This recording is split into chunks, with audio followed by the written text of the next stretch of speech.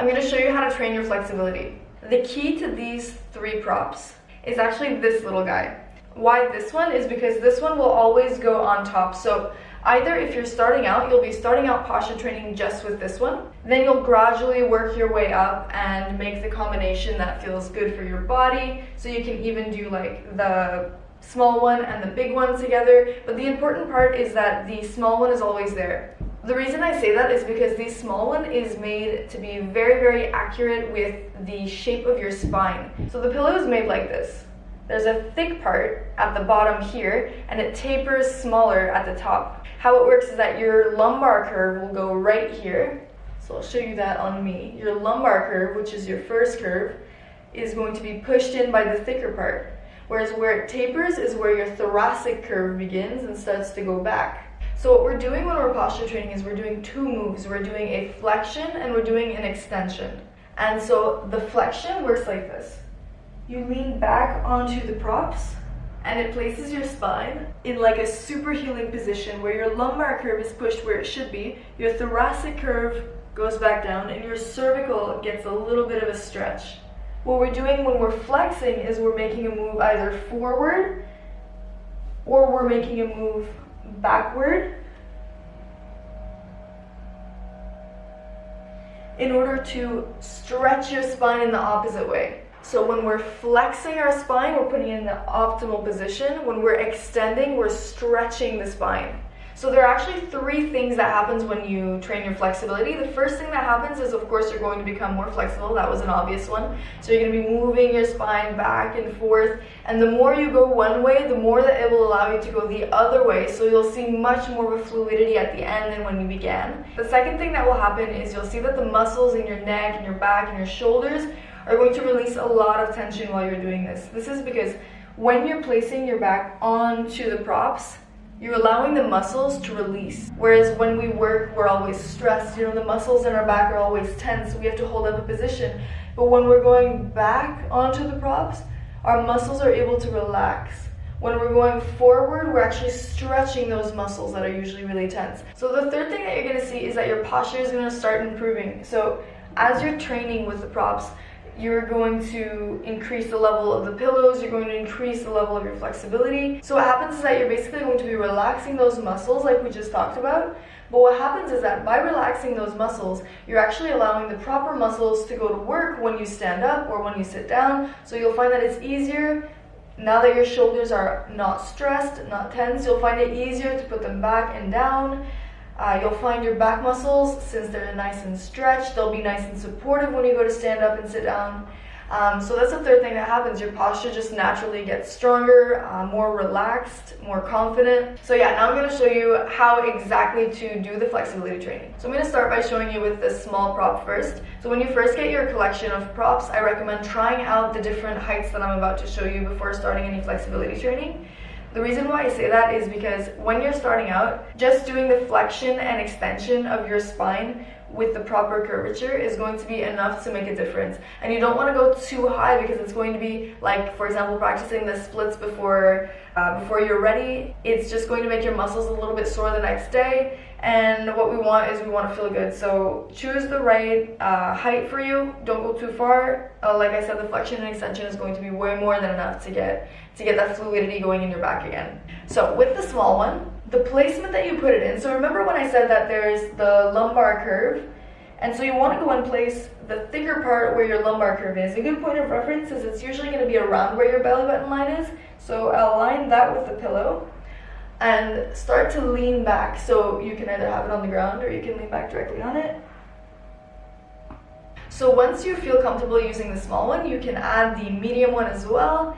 And so how that works is I just press this one here up against my bum. Then you take the small one and align it with your lumbar curve, and then you lean back. And then once you're used to using these two, you can either do the small and the large one, like this. And you'll notice that since this one drops quickly from the small to the large, you'll have a lot of support here at your shoulders. So using this combination before using all 3 might be a really good step up because the lumbar curve really increases, but it still has some support at the shoulders. Then once you're ready to use all 3, you're just gonna align them this way. You can have all 3 of them aligned with the back of you. Then once you're ready to lean back, you compress them down a little bit so that it can really reach your lumbar curve. So find your lumbar curve and lean back. Alright, cool. Now I'm going to use the medium and the small one to show you exactly how we do the flexion and extension. I'm going to back up a little bit here so that you can see me. Okay, so I already showed you how to lean back on them. And once you're here, you can have your arms in cactus. You can have them stretched all the way above you. You can have them on the side of you, especially if you keep them up for a little while, your hands might get tingly. So putting them here or moving them around might be a good idea, stretching them. And I'm going to show you how to do the extension in 2 different ways. So the first way is, once you come back up, you can have your legs straight out in front of you. You can have them spread a little bit wider.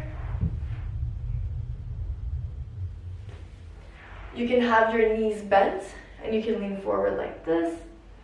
If you have an extra pillow, you can also put it here to add a little bit more stretch to your spine. And you can also cross your legs. It's really whatever feels comfortable for you. Later you're going to see a fast forward version of my own flexibility training, and you're going to see that I don't stick to just one way of doing it. I just kind of go with whatever my body feels, and so sometimes I'll have my legs bent, sometimes I'll have my legs crossed, sometimes I'll be moving them around. And so yeah, just go with whatever feels the best for you. Your legs crossed, your legs bent, your legs in front of you, whatever for you makes you stretch the best in that moment. So that was the forward extension. Now there's a way to do a backwards extension that I'm about to show you. All right, so once you're here and you're in your flexion, you can start to kind of cartwheel your legs back, and now you can stay in this position. And this helps a lot to release the stress in the lower back, but also all the way up in the legs. You can start to lean back a little bit. You can have your knees hugged onto you. You can go back. You can start to roll back. If your feet touch the floor, let them touch the floor. If your knees touch the floor, let them touch the floor. So if you want to do the backwards extension, but you're afraid that the heaviness of your legs is going to move you further than you can take with your lower back, what you can do is you can use a wall or a piece of furniture to lean on with your legs to keep you from falling back too far. So now you have control of where your legs are going. You have control of how far you want to go. It might be a lot easier to have this control, especially at first if you're first starting out. So now I'm going to show you how I do my flexibility training. Remember that when you're going to be doing your own flexibility training, you're going to be following how your body feels. So you're going to be doing the variations that feel the best for you. You're going to be doing them for as long as feels good for you. So as far as how long you stay in a flexion or an extension, it can be however you like. It could be a few seconds, it could be a minute, it could be 5 minutes. Just play around in that pose for however long you want. And as for how long you train your flexibility in total, that's also up to you. It can be 2 minutes, it can be 20 minutes, it can be an hour, whatever feels good for your body. Just listen to it and go with it.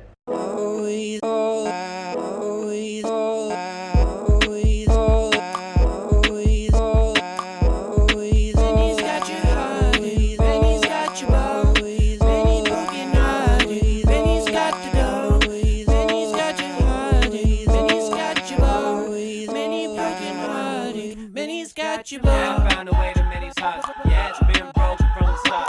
Picking up the pieces from the song. You and me, we never got along, but yeah, I found a way to many do it. Yeah, I found that you can do it. Yeah, I don't know where I'm gonna go. Yeah, fuck this piece of the song. You've been crying, dying, swinging, ringing, like a fucking who. I can't lie.